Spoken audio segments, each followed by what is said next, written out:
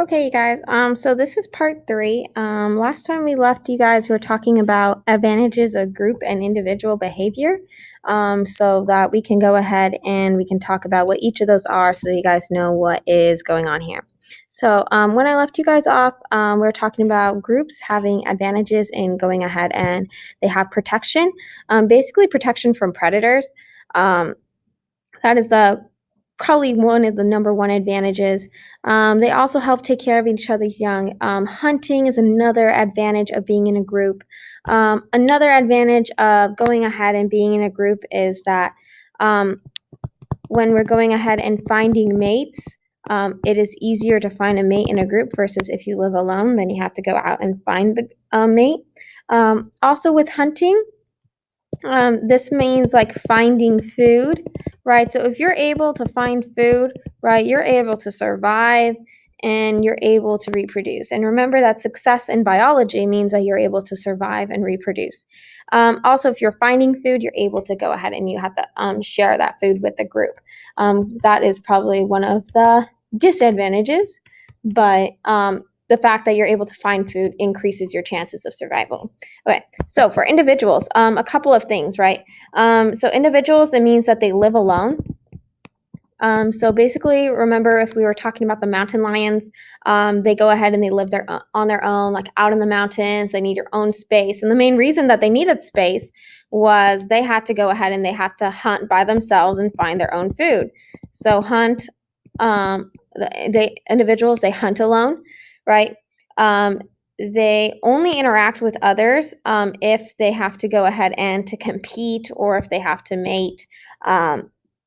So those are some of the things. So basically, you guys can go ahead and you can kind of take the opposites to go ahead and to describe the advantages of living alone is that there's more food in all technicalities, right? It doesn't mean that you're successful in finding food, but there's more food overall. Also, individuals have more space and all of that. And if you're a bigger creature, that really matters. Okay, inputs and outputs. Basically, went over this in class, right? Glucose, oxygen, and this is carbon dioxide. This is water, and that's ATP, right? We kind of went over this in class. This is the opposite, right? So you guys have to remember that in photosynthesis, we have the opposite, right? So this will be we are going to have to put in carbon dioxide, water, and we have to put in some energy from the sun in order to go ahead and get glucose and oxygen. And we are going over 16 and 17 in class as well. I'm going to go ahead and I'm going to skip down into number 18. So skipping down into number 18, we are going to go ahead and we're going to talk about how the carbon moves from each sphere to the next using all of those different layers. Okay, for each layer, identify the method that allows carbon to move from one sphere to the next. Okay, so first we have to go ahead and we have to look at each of those spheres, and we have to determine how do we go from each of them. Okay, so if we're going from this atmosphere, right, to the hydrosphere, right, and so I'm talking about letter E, if you guys go ahead and if you look at your notes, right, you guys will see that this is diffusion. So that will be that one, right? If we are going from the biosphere, right, and in the biosphere, we are going up into the atmosphere, right? So we're talking about CO2, right? So you guys have to remember that we're talking about how CO2 is going from the biosphere to the atmosphere. And if you guys don't remember any of this, remember that we do have each of these notes, right? And if I look at my notes, I will see that I go from my biosphere, right, to my atmosphere, and that will be through cellular respiration.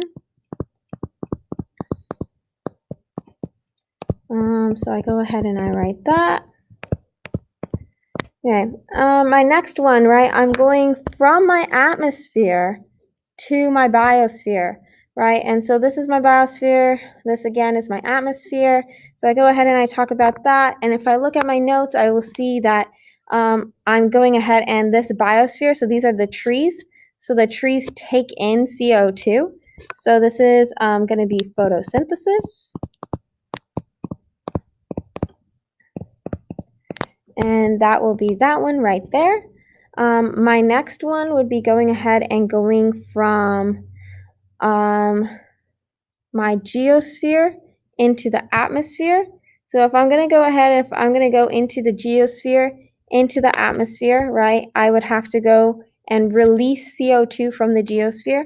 So if I'm releasing CO2 from the geosphere, I'm going ahead and I'm going through combustion. If I'm going from my biosphere into my geosphere, if I go ahead and if I look at my notes, this will be decomposition. Whoopsies. Decomposition. Okay. And if you guys don't remember what each of these processes are, you guys should know what photosynthesis is. So we're going ahead and we're making glucose, and plants use sunlight to go ahead and make glucose. Cellular respiration, we go ahead and we take in glucose and we make energy for the cell, and my byproduct is actually CO2. For combustion, again, combustion means burning, right? So anytime we are burning something, if we're going from the biosphere to the geosphere, oh shoot, did I mess up? Oh shoot, whoopsies guys, hold up, I scrambled these two, my bad. Sorry guys. So if I'm going from C, which is the biosphere, to the geosphere, right?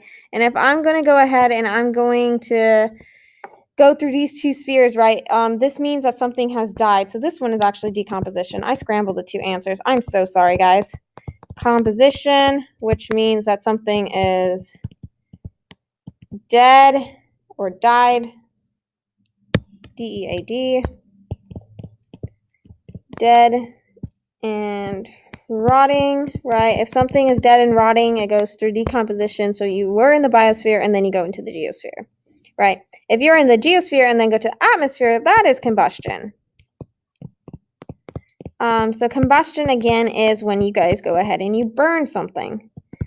Okay, diffusion is when you guys go ahead and it's a spreading of molecules. So you go ahead and you spread CO2. And you guys have to remember that the ocean's able to absorb some CO2, right? And the atmosphere is also. So through the surface water, very similar to soda, right? Liquids are able to take in CO2. Also, so that you guys know, oceans are the biggest store of CO2. So oceans are biggest store of CO2, right? So the oceans are that biggest store of CO2, and because of that, right, you guys will often see that the oceans are able to go ahead and to have that, and that's because marine life, and the marine life usually dies in there, and it settles to the bottom, and since it settles to the bottom, it doesn't always make it out to the top. Okay, so number 19 has a little bit more to do with going ahead, and we're talking a little bit more about global warming in this case. So in this case, it says, as the CO2 in our atmosphere increases, right, the global temperature, right, also increases. And this is because of greenhouse gases. And what we mean by that is that because of the greenhouse gases, we go ahead and it stores heat, and it makes the global temperature rise. So heat is stored in atmosphere. Okay, so it says on number 20, it says a student has made a model of an ecosystem in a bottle, right? And since the student has went ahead and made a model, we go ahead and we look at this. So they have pebbles, we have a dead leaf, we have these little guys that are snails, and this is a plant. So if you guys don't know what that is, it's just a plant. Don't worry about that. Pond water, clear bottle, airspace. Perfect. Okay.